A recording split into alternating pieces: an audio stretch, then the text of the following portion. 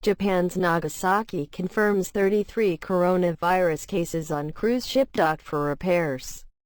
Japan's Nagasaki prefecture said on Wednesday it had confirmed 33 cases of coronavirus infection on an Italian cruise ship docked for repairs and would carry out further testing on other crew members. Those who test positive but are asymptomatic will remain on board for monitoring, while others will be transferred to medical institutions, Nagasaki Governor Hodo Nakamura told a news conference.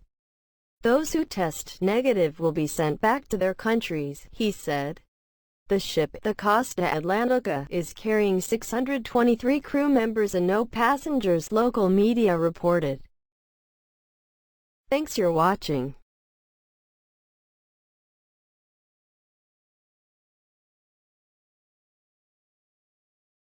Goodbye.